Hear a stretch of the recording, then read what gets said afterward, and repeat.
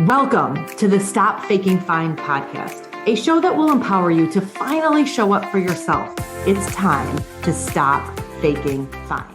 Oh my goodness. Welcome to the show, Noah Lewis. Thanks for having me. Thank you for being here. And I just want to thank you for opening your heart right now. If you're listening and you're a mom, you know how sweet this conversation will be and just how precious it is that Noah is here with me. So we are going to dive into stress resilience and how we have managed the stress over the years and just reflect back on maybe where it could have been better and what we've learned because of the stress of grief. You game, Noah? Yeah, definitely. Oh, having stress resilience, in your opinion, what does that even mean to have stress resilience? For me, I think that stress resilience is being able to understand and manage your stress that you have in your everyday life. Yeah. And do you think, looking back when Dad died and you were 10, did any of us in our home, do you think that we had stress resilience when he died? Not really. I was just going to say we can't see your shaking head or we can't hear your shaking head. What were some signs when you say no? What were some signs that maybe we weren't managing the stress well? I think that everyone was kind of on edge, and I don't know, there was just a lot of fighting and bickering that was pretty unnecessary. That was just a result of a stressed out household. Yeah. How did that make you feel? More stressed and not good. I mean, it wasn't terrible, but I don't know. I didn't really realize until later when it became less stressed out that was even an issue. Yeah. Isn't it so interesting that hindsight is always 20/20, right? Is the phrase where you can look back and understand that a situation maybe could have been better. I remember you saying to me, and I think you were in 8th grade, you were like, Mom, you're so nice everywhere we go when we're outside of the house. And then we come home and you're so mad. Do you remember saying that to me? Yeah, I do. Oh, like that moment broke my heart because if I look back at those years, I wasn't mad at you, right? Mm-hmm. But how did you feel in that moment? Did you feel like I was mad at you? Yeah, pretty much. Right? And what feelings did you have in those times? Like when you said that and you were like, Mom, we're out at basketball games, we're out at restaurants, we're out at all of these places and you're so nice, but we come home and you're so mad. How did that make you feel? I don't know. It was just confusing because it was like so two-faced, and I don't know. It was just interesting. That's a really good way to put it, like a schizophrenic. Like I was one person when I was out and one person when I was home. Yeah. Yeah. I was thinking about this as we prepared to talk on this particular podcast. And if I go back to those moments, I can think to myself, I was trying so desperately to convince myself that I was fine, convince myself that we were fine and that we were going to get through this. And I kind of went through a mental list of, for me, what does it mean to be a good mom? And like, what does that mean to me? And so if I made you guys breakfast and got you to school and had your, shirt tucked in and, you looked the part. So we looked put together. And I thought that if I felt like we looked like we had it together, maybe we would actually be put together. Does that make sense to you? Yeah. And I think I know that I carried so much extra baggage in my heart during those years. Sadness for myself that Daddy wasn't here, sadness for you not having a dad, kind of the guilt and overwhelm of doing it all. I feel like I spent so much time pretending that I was fabulous because I didn't want to let anyone else in to share the pain, right? And I think there's a phrase that says like, you're always meanest to the people that are closest to you. Like, do you know what I'm talking about? There's a meme around that shares that. Like you finally let your guard down, right? When you're around the people that you love most, but also the people that you expect from most. Like, I know for me that like when we were out at basketball games, I would try so hard to not sit with other moms and sit with other people because they would ask me, Dana, how are you doing? How's life? And that would wreck me emotionally. So I spent so much emotional energy that I didn't understand in that moment, but that I understand now, right? Because we can look back and reflect. I spent so much emotional energy navigating how to not be in those situations that by the time we went to school, went to dinner, did the basketball game, did all of these events where you were like, mom, when we're out, you're so nice. I spent so much energy like trying to be great that when we got home, I was emotionally exhausted and I couldn't handle one more thing. Right. Yeah. Definitely. And then you talk about the shenanigans of the three of you. So we come home and there's three handsome young men that are, between the ages of 6 and 10, 12 as the years passed 14. And, let's share the part that you had in antagonizing some people and just, watching me tee it up and watch it happen. Yeah. I mean, I would antagonize mainly Luke, I feel like, and I don't know, he would react and then he would get in trouble and I would get away scot-free. I mean, and this is on record now. You've put it out there for all to know. Like, yes, you definitely played a role in that, which is normal, right? There's 3 young boys, but the problem was that I was emotionally spent and didn't have the patience for any of that. So we literally talk about spilled milk on the floor, which is not a big deal. And then you guys would all be like, Mom, it's milk. Like, we're going to just clean it up. But there's 3 boys being absolute hooligans in the kitchen, goofing around and then spilling the glass of milk that they just poured. And I had it right during that moment. Yeah. Yeah. That I mean, if you're watching the video version of this, your smile right now is so precious because you're like guilty as charged. Yeah.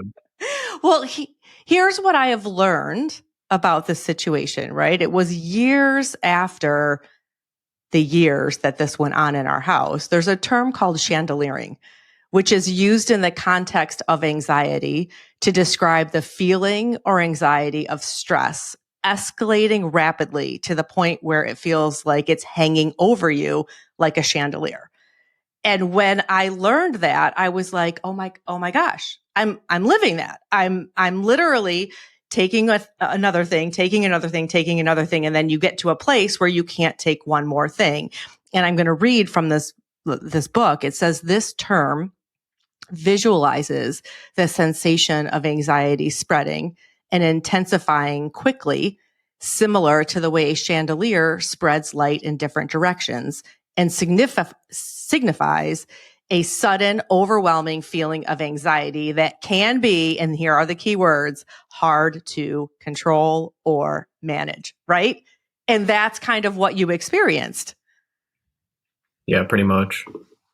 Yeah, I was 100% of the way that I felt, but I didn't recognize it in the moment, and I didn't know how to make it better. So as a mom, and I think this is what we all do as moms, I just beat myself up for not being able to handle it, quote unquote, better.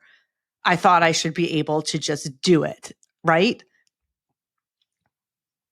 Yeah. And for you. And if you're listening and you feel this way, my heart in this is that you know that you're not alone and that you're not broken and that you're doing the best you can with the information that you have. And I hope that you will lean into the conversation that we're having, because our home was filled with love and plenty of laughs, right? But Definitely. Yeah. also sadness. And like, you guys were just regular adolescent boys Yeah. being regular adolescent boys Yeah. while also desperately trying to grow and learn to navigate the loss of your dad. Yeah. Right? One of the things that, as we talk about like me lacking patience and maybe the ability to lead, right? Because everyone will say, if mama ain't happy, nobody's happy, right? Have you heard that phrase, Noah? Yes, I Like, have a lot. I'm like dating myself, but yes. And it's not even if mama's not happy, but it does set the tone for the home, right? And I was setting the tone for our home, and in your words, making it stressful and it didn't need to be, right? Yeah. Can you Yeah. elaborate a little bit on that? I mean, yeah, it's not that I didn't feel loved. It was just, yeah, like high stress. We would come home, and I don't know. It was not all the time, but sometimes when any time anything would happen, like when we had the hole in the wall or like anything like that, Okay, let's back up to that. we were like, oh shoot, like this, like it's going to be a big deal. Or like the spilled milk. Yeah, like any sort of problem that came up was a bigger deal than it needed to be. Right. And I love that you just drew a comparison between spilled milk and a hole in the wall. So you're the mom of boys when we think those two things should be a similar reaction on my part, right?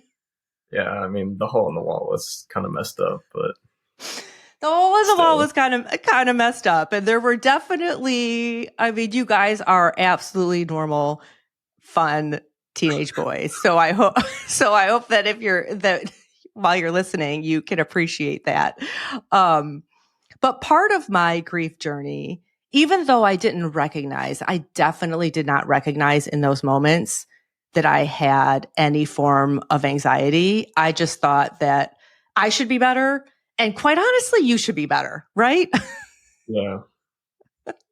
But one thing that I did understand was that I liked to learn and I understood the science. And part of my grief journey was getting nerdy and really learning about what effect does nutrition have on the body? Where did cancer come from? What is inflammation? How did this man literally he didn't drop dead, but to us, he did. Like the cancer was growing in his body, but it felt like to us, like he literally died quickly without notification.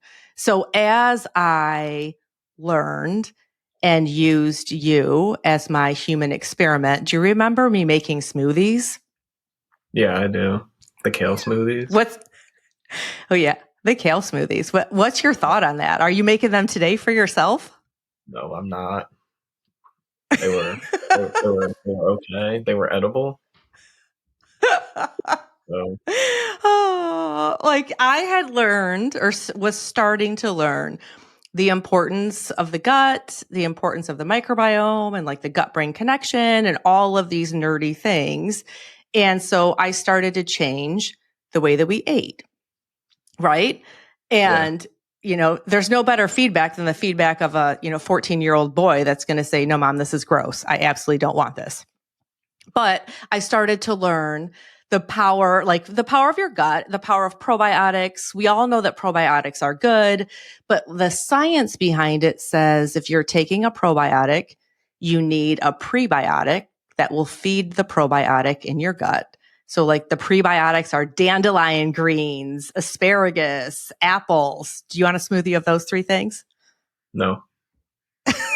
No. And then the probiotics are kefir and yogurt, and the phytobiotics are the greenhouse that helps the probiotic eat the prebiotic and then grow in your gut, right?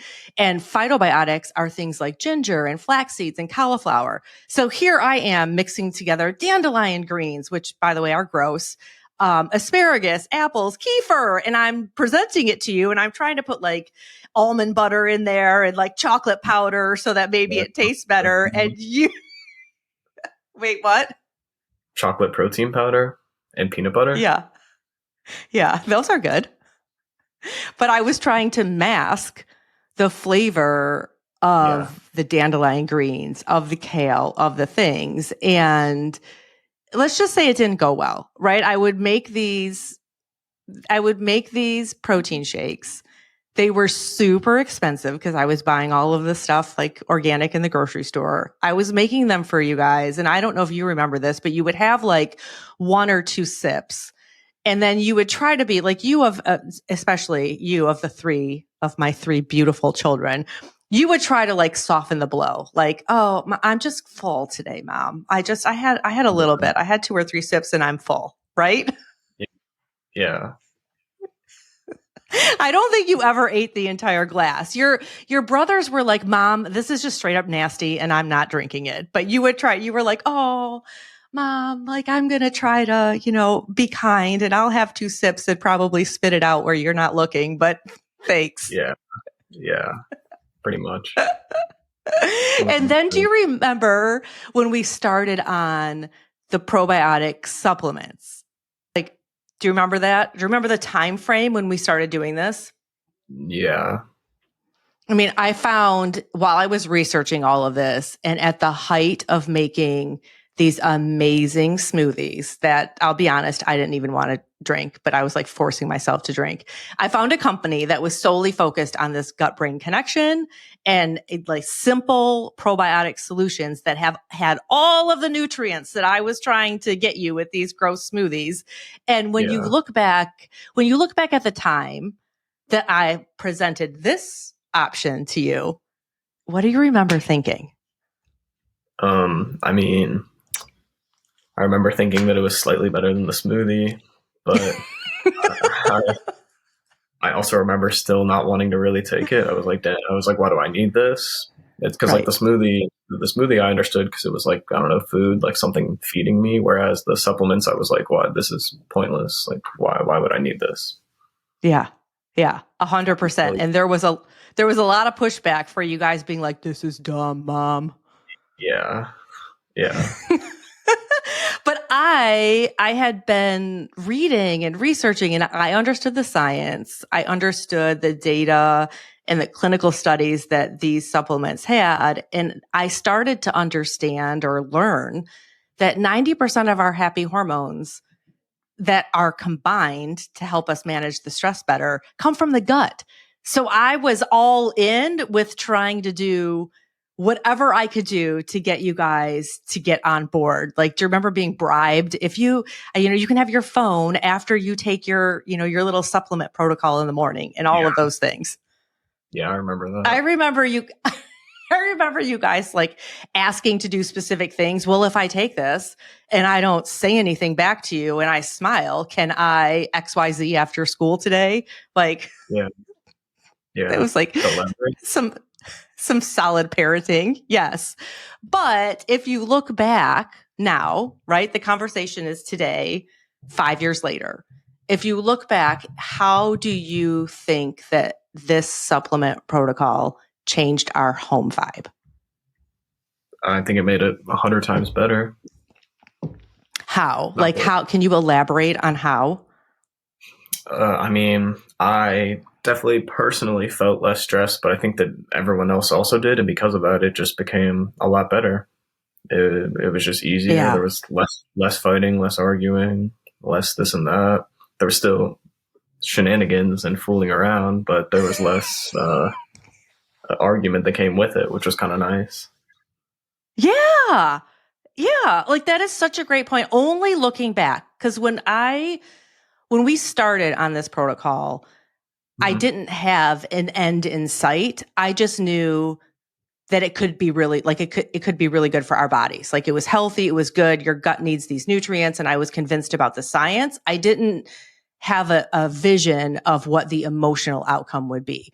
But only looking back can I recognize for each and every one of us, like having this tool in our stress tool belt, so to say, was a pivotal moment in the way that our family walked through that grief journey. Because in your words, we were all a little more calm, a little less frazzled, and a little more resilient is the word I'll use, so that when the shenanigans are going down, I'm able to giggle kind of with you.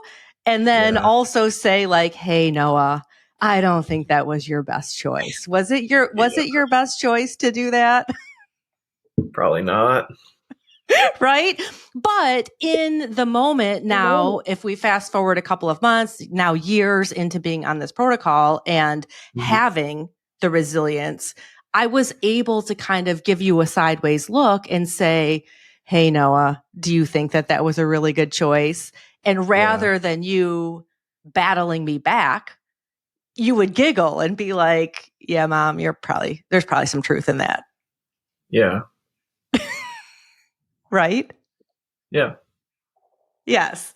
And do you remember, like, there were a number of times where when the shenanigans got really like heightened to where I was like, all right, everybody needs a timeout. We're all taking a breather. We would literally do the mood pixie stick and be like, okay, everyone's taking a pixie stick. We're going to re-adjourn in 5 minutes, because it literally lowers the overwhelm almost instantly in your brain so that you feel better. Do you remember doing that? Yeah, I do. And feeling better because it wasn't a punishment. And I think it's just really amazing how the science, like the clinical studies on for the pixie stick, it's literally holy basil, rosemary, and saffron extract, and how those holistic ingredients can help you feel calm so that we can have a conversation and I could still be a parent without being on a soapbox saying, you need to do X, Y, Z, and you didn't, whatever. And then we weren't battling, to use the phrase that you like to share. Yeah. Right. So if we fast forward to high school, can we talk about that for a couple of minutes? Like, you're on the protocol, the kids pixie and the gut goodness that tastes better than mom's nasty shake, but still doesn't taste amazing, but you're still doing it, right? And in your words, how do you think these tools helped you in high school? Because I remember you kept that kid's pixie stick, like you would keep some of them in your locker. Yeah. I mean, I would take it still every morning before school, just as a daily thing. But then, I would keep some in my locker. And anytime we had like home soccer games or anytime I had a test in a class, I would take it, and it would just kind of get rid of, almost not get rid of, but I would kind of push the stress to the side and just like focus on the test that I had or the game that we had or whatever I was trying to get through. And it just made it a lot easier for me. Yeah. I remember noticing once that you had the kids' mood pixie in your backpack, and I was like, what are you doing with that? And you were like self-motivated to put them in your backpack and say like, hey, I take this before I take a test at school and it helps me. And I think that I have to applaud you for being intuitive enough to understand that that was helping you in the moment, and then actually applying that to your everyday life, right? Yeah. And it was a tool I could use. I might as well use it. Yeah, but you used it and you were able to deal with the stress and anxiety, like the jitters that we all get like right before a test. But rather than have that paralyze you, you're able to literally take the pixie and say, okay, I'm going to calm the overwhelm in my mind, and I'm going to sit down and focus and like nail this test and feel amazing about it. Like, now you play essentially D2 soccer. And I love, like, it's a proud mama moment. Like, I love watching you on the field, these pink cleats, like your pink cleats. And I love listening to the other guys yelling, watch out for pink cleats, watch out for Pinky. Where's Pinky? Watch out, watch out. But you're the guy on the field hollering at everyone else where to go and what to do and what to see, because that's your gift and kind of your superpower on the field. How do you use these tools? Like, can you walk us through your everyday routine to manage that to your best? And I mean, yeah, pregame in the same way that I would in high school, I'll take a pixie stick and I'll also dry scoop The edge. scoop of edge. Yeah. And I mean, yeah, it has the same effect. It kind of just calms me down and helps me focus on the game and not really focus on like, I don't know, winning or losing or like who's watching or like anything else that's not really relevant. I can kind of just hone in and be present. It's actually really nice.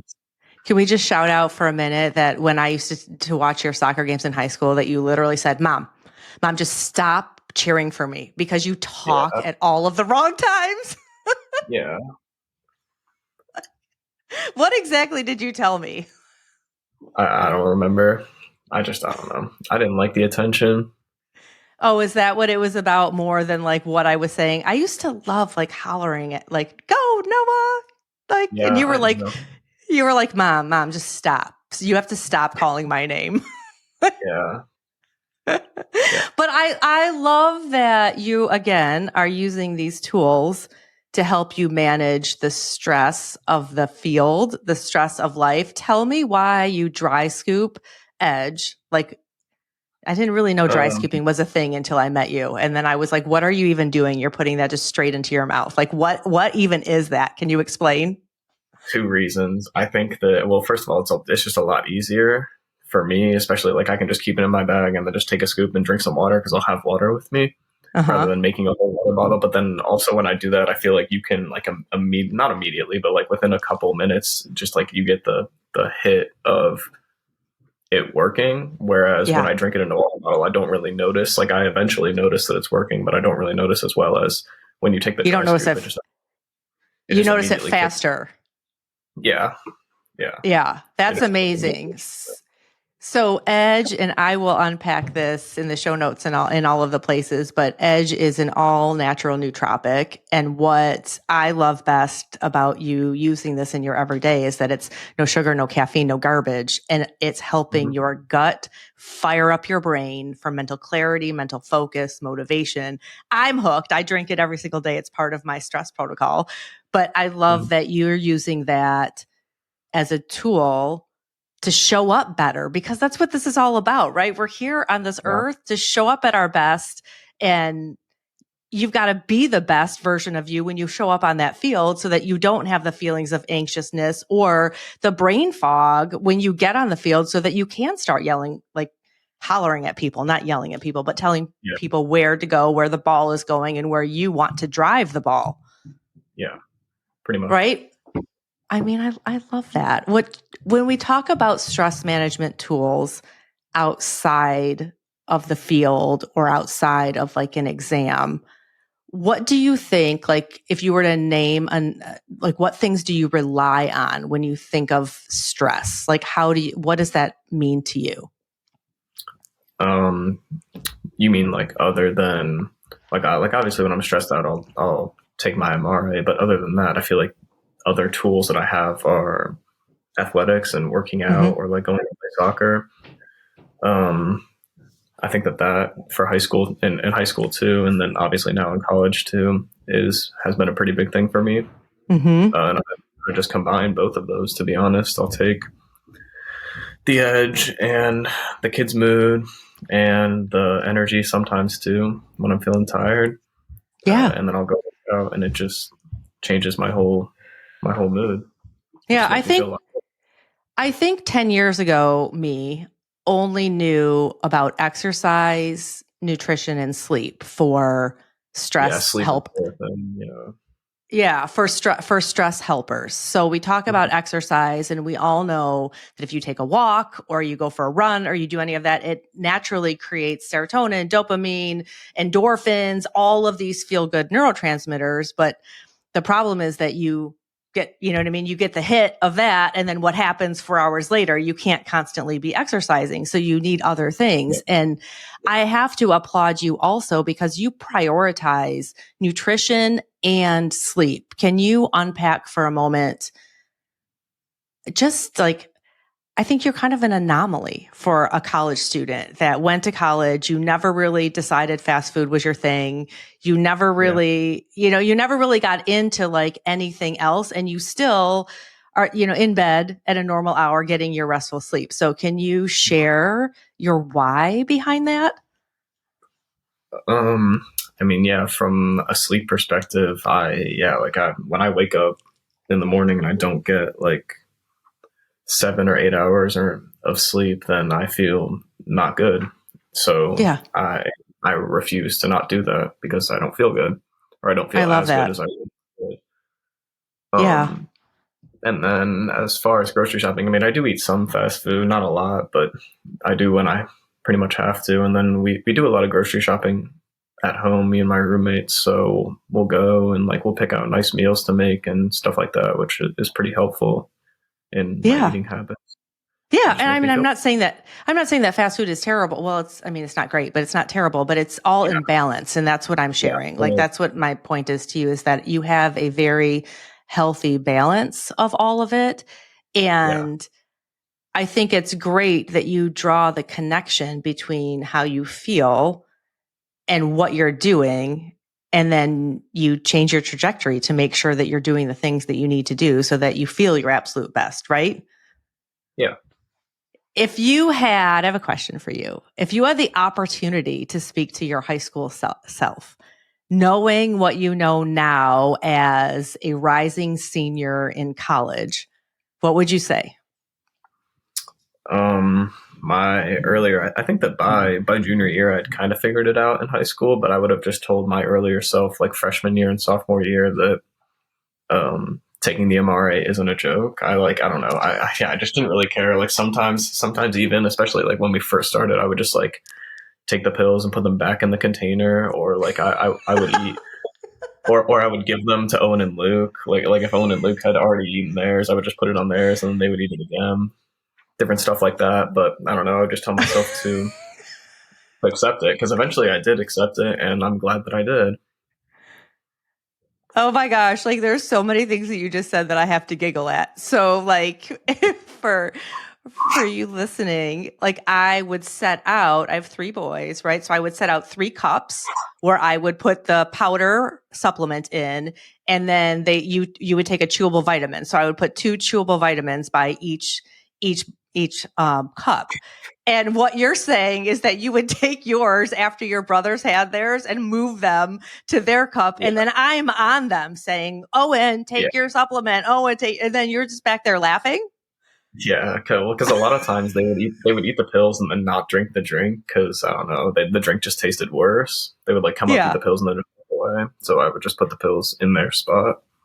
Oh my gosh. Like I love it. I absolutely like looking back, I have such fond memories of all of the shenanigans that you played and all of the shenanigans that your brother played. But I am so thankful for this tool in our tool chest to be able to manage the stress better so that I didn't want to wring your neck, but I wanted to laugh with you.